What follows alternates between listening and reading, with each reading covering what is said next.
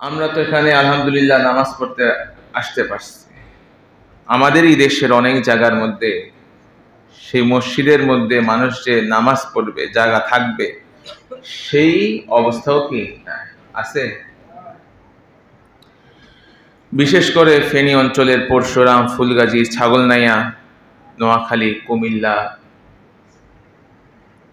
তারপরে সিলেট, হবিগঞ্জ, মৌলভীবাজার, সুনামগঞ্জ, ব্রাহ্মণবাড়িয়া, চাঁদপুরের কিছু অংশ, তাহলে এই খাগড়াছড়ি, চট্টগ্রাম, বান্দরবান,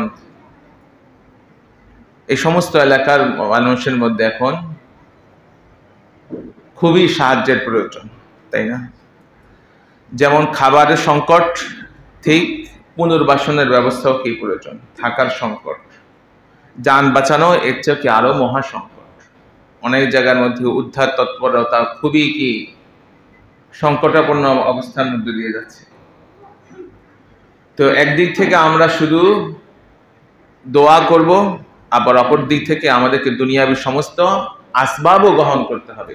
দুনিয়ার মধ্যে যার যতটুকু সাধ্য আছে, টাকা দিয়ে হোক, ত্রাণ দিয়ে হোক, খাবার দিয়ে হোক, শুকনো খাবার যা দিয়ে হোক, সশরীরে গিয়ে হোক, সবাইকে সাহায্যের হাত বাড়াইতে হবে। মানুষ মানুষের জন্য, জীবন জীবনের জন্য।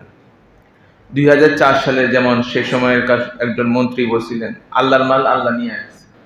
এই কথা বলে বসে থাকলে চলবে না। একটা চেয়ারের দাম আছে, আল্লাহ তো সবই আল্লাহ করেন, কিন্তু আমি একজন মানুষকে বাঁচাবো না।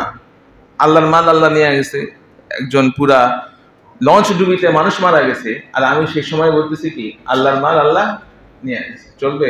চলবে না। এই জন্য দায়িত্বশীলের চেয়ার থেকে দায়িত্বের কথা কি আসতে